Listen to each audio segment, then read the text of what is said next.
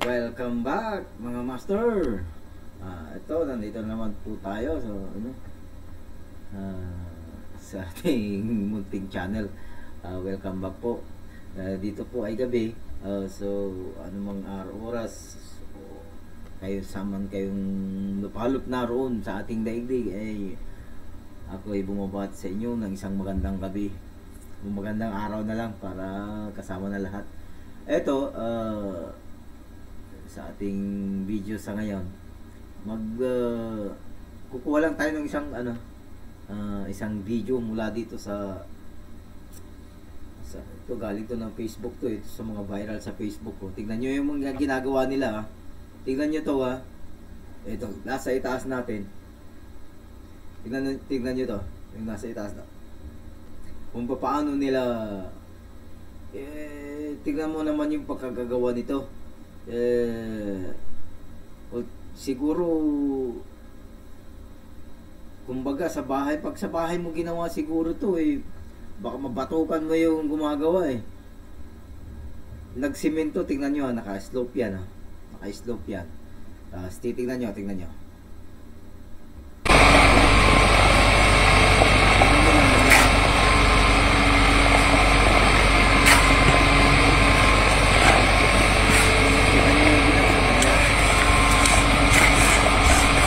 Wala man lang bakal. Tali yata, meron tali. Tali.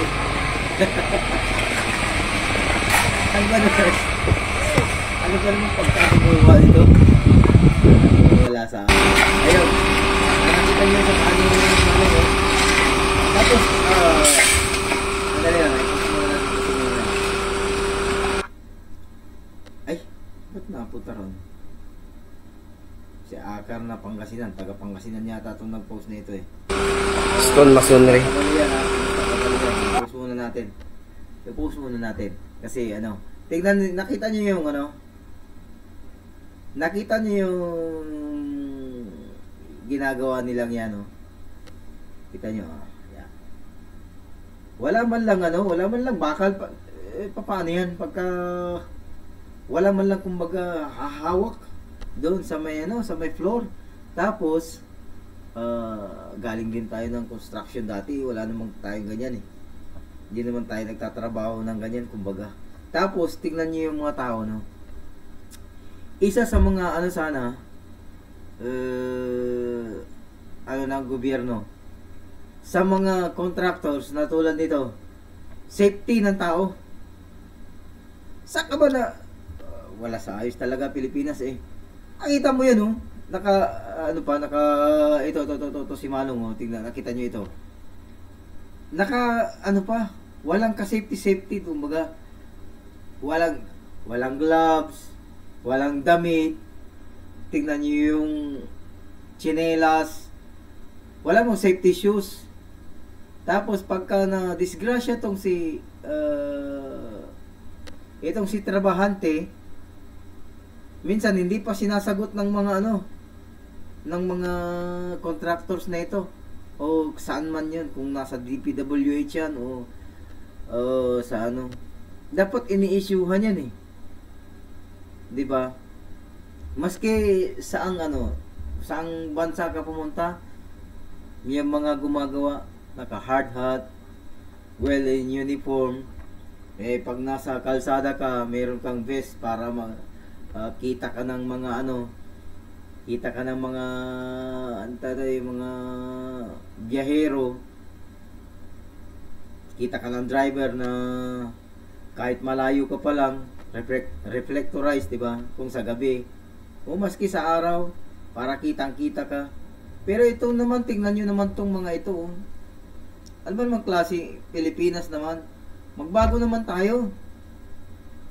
Grabe yan, yung bang pinapahintulutan yung mga ganyang gawain. Wala na tayong mga safety regulations. Ano yun? Talagang behind tayo. Behind na tayo sa teknolohiya. Behind tayo sa mga tulad nito, sa mga gawain ganito. Di wala man lang uniforme. Para pag tingnan niyo anak ng tinapa naman. Tapos kahit sabihin na natin na nasa ano tayo, sa malayo o nasa liblib na lugar o saan man, yung safety ang inuuna ng tao.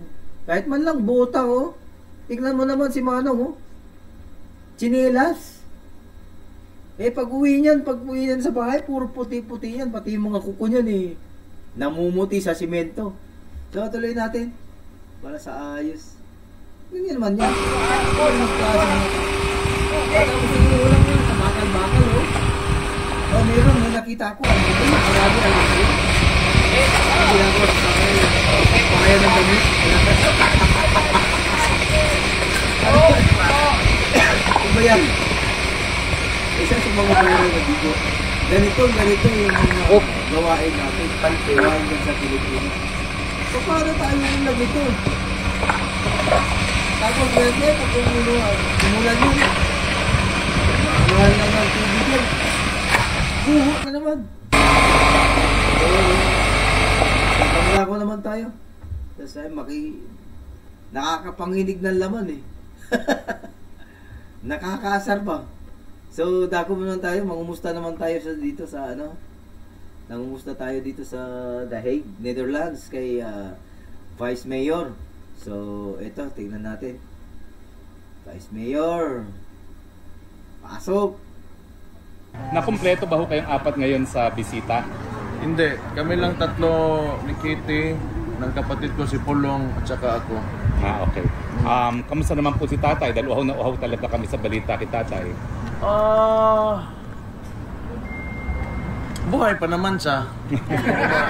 Pero hindi siya yung dapat na yung isang tao na ganun yung kondisyon niya sa edad niya na dapat nasa isang detention center. You know what I mean? Yes. Sa buyahin nyo anak. Nalalay mo ng terrible jet. Yandang. Nasipok-sipok. Contribution niya sa Pilipinas. Wag na lang yon. Yung kalagayan niya lang yung iisipin at kalusugan ng tao. He's already 80 years old. Tapos ganon yung treatment ng Philippine government. The head of state who is Bongbong Marcos, diba? Ganon yung treatment niya sa tao. Another one, I do not know if this will go well with the with the Dutch, pero you are very sensitive when it comes to human rights. So sana maisip nila rin na they should open the debate.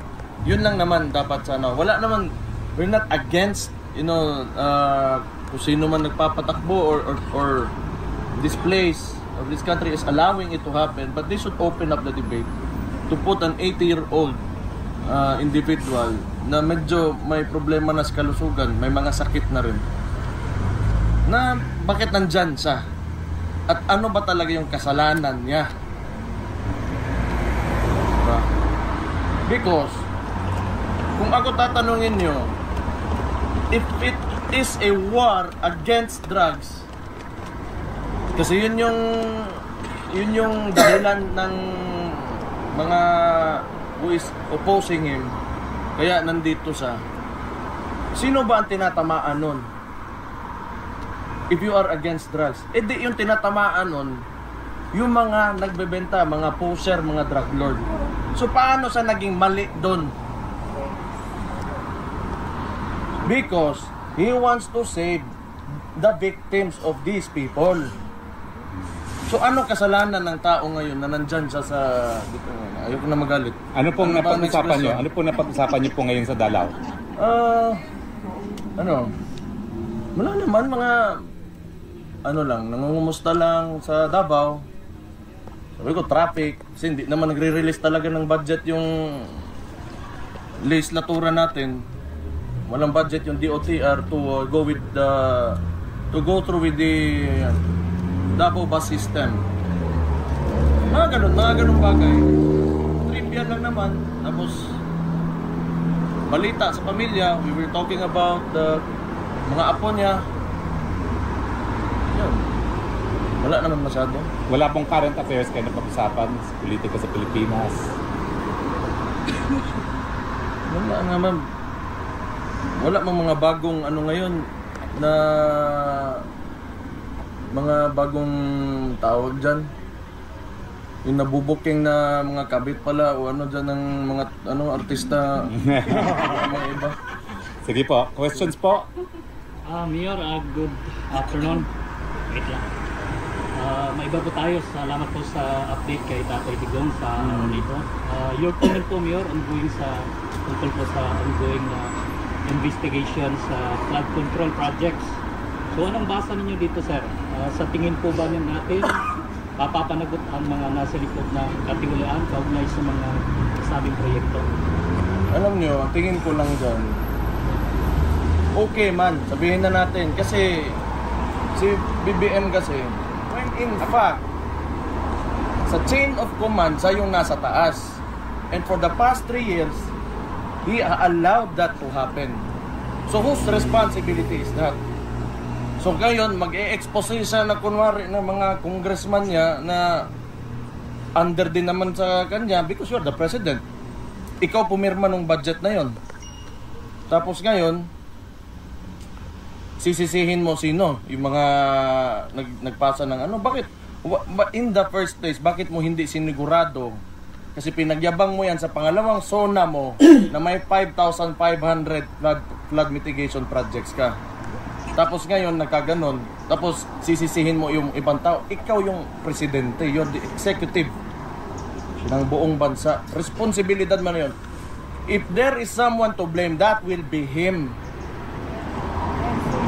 Okay naman, kasi yung mga ibang politiko ngayon, ginagawa din nilang plataforma. So si Magalong, nag-a-align sila. But, yung kinakalaban nila are the congressmen. Why not ask or question the president himself? Correct. Kasi dinadivert tayo dyan sa mga congressman na yan, cooking show ba? But, sino man yung responsable talaga ng lahat? Sino pumirma ng budget? At sino implementing agency? It's DPWH, that is under the president. Correct. Mayor, ano masasabi niyo doon sa sinabi ni ni BBM na useless? Itong mga nakikita niya. I think yung nakikita niya useless daw yung mga proyekto. Kasing useless niya nga. Kasi kung i-repair daw yun. Kasing useless niya. Maging useless talaga yan because wala kang directive eh. Dapat simula pa lang ng termino niya, he should have said and instructed everybody, umayos kayo. Huwag niyong galawin yung pera ng taong bayan. Kasi yan, tayo lahat, nagbabayad ng buwis, ilalagay dyan, gagawing infrastruktura, kailangan maayos, walang masisira dyan. Ano ang unang ginawa niya? Dinismantle niya yung PACC. Yan yung watchdog ng corruption. Oh. So, who's responsible na? Siya. So, itong mga nag-iingay ngayon, that is yung sumasakay sa plataforma, kunwari ng presidente na may expose siya, you ask the president himself. He is the only one who can fix this. Hindi yung pagtuturo niya sa mga congress, it will not fix anything. It will not fix anything. And, isa pa, 3 taon na siyang nakangangalang, kaya nangyari yan. So, kaninong kasalanan yan ngayon? It will only happen if you allow it to happen. Ngayon lang na gano'n na, tapos lagi ng tawhanan ng utang igit ng buwis. Next question. Next question. Mayor, di ba sinabi niyo na may kasalanan talaga yung DPWH? Pero bakit kaya sa tingin niyo until now hindi pa niya sinisibak si Secretary Bonoan ng DPWH? Ganito yan. Ang tingin ko lang dyan,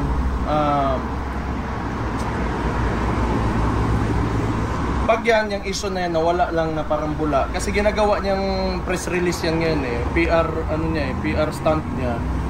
Na pupunta sa doon, gano'n. Kunwari, may nangyari talaga. Tapos walang makukulong na congressman o kahit sinong politiko, walang makukulong sa mga flood projects na yan. Ibig sabihin, palabas lang yan lahat. Diba? O kung serious talaga siya, sabi niya na, diba? Alam niya may tinuro na siya, may mga pangalan ng mga kumpanya ng contractors na in-expose niya, then why not file a case? Kung talagang gusto mo ipakita sa tao, okay, you want to redeem yourself, sige, pakulong ka dyan. Kahit isang congressman lang. Yung mga nasa Committee on Appropriations po na nag-approve ng mga insertions, kung dapat gawin dyan, yung mga pinakamalalapit sa kanya. Sa ano? Kay Presidente, Speaker, at saka yung committee chairman ng dating Zaldico. Si Zaldico yan. Si Stella Kimbo, for a while, diba? Tapos ngayon may bago. Yan. They should look into Zaldico. Kasi yun na nga. Pag tumahimik yan lahat bigla, tapos wala talagang resulta, na concrete result, na may nakulong, may nakuhaan, somebody filed the case against somebody, cooking show. Cooking lang na. Mayor Paste, on a different matter, sir. May you share to the entire Filipino community what's the reason behind why your father summoned his 4 children to appear before him for a family visit? If it's possible only, sir. Wala naman talaga. Siguro, gusto lang talaga nakita niya kaming lahat. Wala man siya sinabi specific talaga na reason. Ikaw, alam mo? Nag-text lang siya bigla ng isang, through call yun eh. Tapos ako ang ibalita sa inyo, di ba? Gusto makita si Papa sa tumpat. Out of nowhere no lang. serious reason actually. It was just out of nowhere lang. Gusto lang kaming lahat. kunan niya lang ng strength. Thank you. Matutupad po kaya yon na makita niya kayo kami? Kayong apat this week? Tomorrow? No.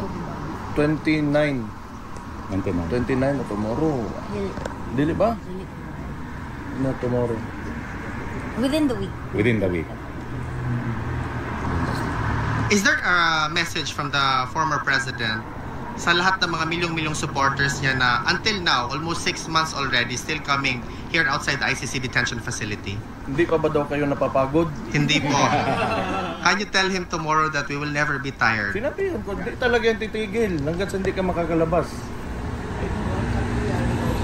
Ngayon, papunta raw dito si Trililing. Mag-aabot ba kayo dito? Trillanes? Tanaw na to.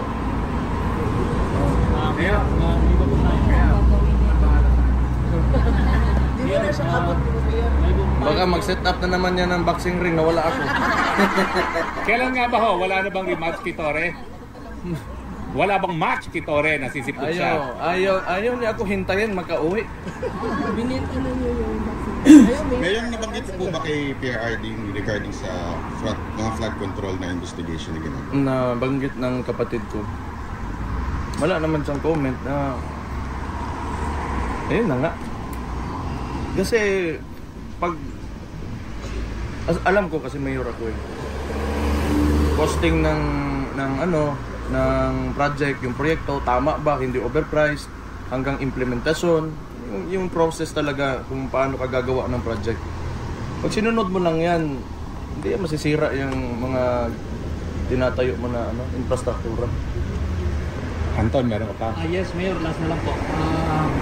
With regards po sa public and private partnerships sa Arapaon na rin ng Davao International Airport, tatlong companies which include Invest, Gokongwei Group, and Changi Airport in Singapore. Ay interested po ito sa operate through private-public partnership or PPP. The Davao International Airport area, according to Transportation Secretary Vince Dizon. They're coming po.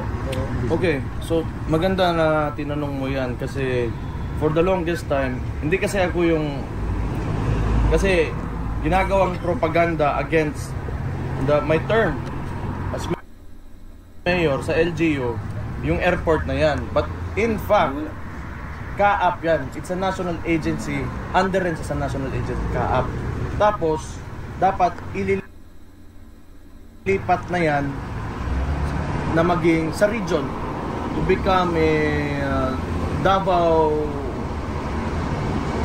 regional airport. Under the region na siya. So, may board yan. Under the ang mag-a-appoint yung dito na lang muna tayo sa kabilang dako. Nawala yung sa interview ni kay Mayor Baste. So dako naman po tayo dito. Grabe, umuulan talaga ng pera. Sana all. Ayun, oh. Umani ng batikos ang viral video ni Samar Governor Shari Antan na sumasayaw habang pinapaulanan ng pera. Kasabay nito lumutang pa ang iba't ibang resibo ng umano'y marangyang pamumuhay ng mga opisyal na inuugnay sa maanumalyang flood control projects. Yan ang agenda report ni Joan Manalo. Kasabay ng pagputok sa umano'y mga anomalya sa iba't ibang flood control projects sa bansa, ang paglutang ng mga pangalang idinadawit sa kontrobersya. Kabilang dito ang DPWH First District Engineer sa Bulacan, sina Henry Alcantara at Bryce Hernandez. Si Alcantara ay former district engineer ng ahensya, habang humalili naman sa kanya ang bagong talaga na si Hernandez. Napabalitang na-relieve at naka-floating status ngayon ang dalawa matapos ang investigasyon sa ghost project sa lalawigan na matatagpuan lang daw sa distritong hawak nila. Ngayon, nasa hot seat ang dalawa dahil usap-usapan sa social media ang tila maluhong pamumuhay nila kahit nasa salary grade 19 to 25 lang daw ang usual na sahod ng isang district engineer. Sa isang larawan, makikitang suot ni Hernandez ang isang Louis Vuitton quilted button-up shirt na nagkakahalagang 96,700 pesos. Nakitaan din siyang suot ang isang Audemars Piguet wristwatch na nasa mahigit 2 million pesos ang halaga. Si Alcantara naman nahuli sa isang larawan na suot ang isang Louis Vuitton Rivoli sneaker na nasa $1,258 ang presyo. May isang larawan din siya na suot niya ang isang Patek Philippe Nautilus watch worth 11 million pesos. Pero hindi lang ang mga engineer ang kino-call out ngayon sa social media.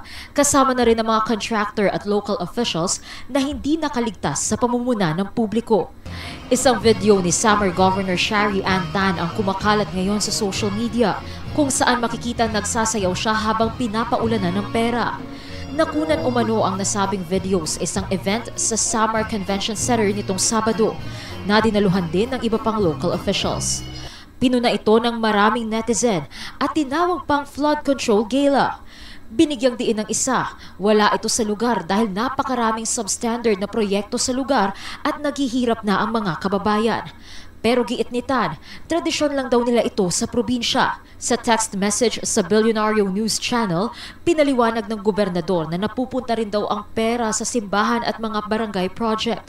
Kaya nakakalungkot niya ang pagtuligsa ng ilan sa kanilang tradisyon. Sandali lang po. Sana naman po, Gobernador. Konting ano lang po, hiya sa sarili. Dami pong nagugutom. No? Hindi sa pag-ano, no? Tayo naman, hindi naman tayo kasali kung sakali na ano dahil kahit pa paano nakakakain naman tayo ng 3 beses ang araw. Pero grabe naman kayo. Sana naman yung mga tradisyon nyo, huwag nyo nang ano sa mga social media na yan. Kasi nakikita ng mga tao yung bang pag ako halos wala na nga akong makain, halimbawa wala na akong makain. Tapos nakikita ko pa yung governor ko na ganyan. 'Di ba parang maano ko na grabe naman tong mga taong to. Hindi man lang kami kumbaga lagi-lagi naman ganito. Pagka eleksyon, yan. Bigay sila dito kaliwat kanan. Meron pa nga dyan, iba nakikita ko pa nung umuwi tayo noon Kung wala kang ID kay Gob wala kang ayuda. Kumbaga tayo hindi sa pag-ano para tayo namamalimos sa sarili natin pera, parang ganoon. Samantalang tong mga taong to. O yan. Mga taong to na ibinoto natin, nagpapakasasa lang sila. Grabe naman kayo. Magtira naman kayo ng konting kahihiyan. Kabilang si Tan sa ruling political clan ng probinsya na ngayon ay nauugnay sa ilang mga proyekto ng JFR Construction Incorporated. Nakapagtala ito ng 18 flood control contracts worth 856 million mula 2022 hanggang 2024, ayon sa sumbong sa Pangulo Portal. Isa naman ang Eastern Visayas sa mga flood-prone areas sa bansa, kaya base rin sa sumbong sa Pangulo website, hindi bababa sa 100 ang recorded flood control projects sa rehiyon. Marami sa mga ito, lalo na sa Leyte, SunWest ang contractor. Isa ang SunWest sa top 15 contractors na nakakuha ng pinakamaraming flood control projects sa bansa. Ayan. Ito. Etong congressman na ito, nasaan ka na? Grabe yung ginawa niyo sa mga Pilipino. Walang kapatawaran.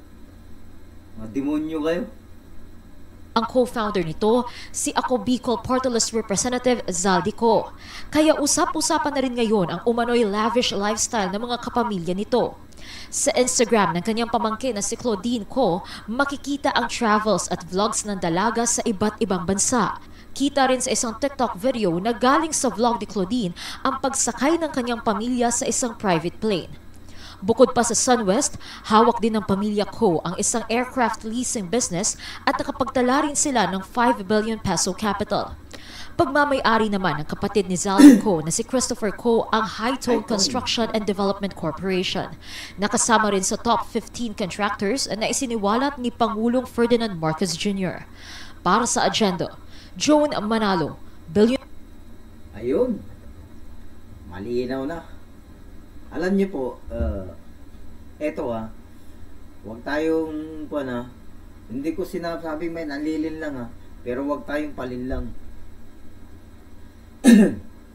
Etong nangyayari, sinadya ito. Totoo yan. Kasi, alam nyo kung bakit. Kailangan ng maisakripisyo. Parang si Abraham to. Sinakripisyo. Sinakripisyo ang anak. Diba? Diba? Sino ba yun? Kalimutan ko yung... Basta... sinakripisyo yung anak. Ito, kailangan ng sacrificial lamb. Pero tandaan nyo ito, ang mga Pilipino, hindi tayo pabulag sa laki ng lawak o sa laki ng pinsalang ginawa ng administrasyong ito. Sa laki, sa sobra, tagos hanggang puso sa mga pinaggagawa nila. Sa totoo lang. Kasi tingnan nyo alam mo yung ginawa nila, yung pagkidnap nila sa Pangulong Duterte, isang napakalaking sugat na ginawa nila sa mga sambayan ng Pilipino. Tayong mga OFW, nakita nyo dahig ngayon, tagal na, no? Pero bakit nandyan pa rin yung mga tao? Umaasa, hinihintay ang paglabas ng ating Tatay Digong. Hinihintay. Yan yung mga patunay na talagang ang pagmamahal ng mga Pilipino sa ating dating Pangulo, tagos ang puso. Na yan ang isa sa mga ginawa ninyo. O tapos yung ginawa niyo pa sa kay VP, impeachment. Sa lahat ng mga kay Pastor Kibuloy, kay Colonel Grijaldo, sa lahat ng mga Duterte. Ngayon, yung mga matitinong mga government official, pinagtatatanggal nyo. Ano bang ginagawa nyo? Ganyan kabalahura ang administrasyong ito sa ngayon. Grabe kayo. Tapos, wag sanang dumating yung panahon na talagang yung taong bayan, punong-puno na. Baka mamaya, ingat kayo, Mr. President. Baka mamaya, bigla kayong hambalosin dyan na pinagpupuntahan nyo. Totoo lang. Grabe na yung ginawa nyo. So, tuloy, So hanggang dito na lang po ang ating video at maraming salamat po sa inyong panonood. At dyan sa The Hague, ingat po kayo sa lahat ng mga sumusuporta dyan. Ingat po kayong lahat. Mahalin natin ang Pilipinas. Maraming salamat.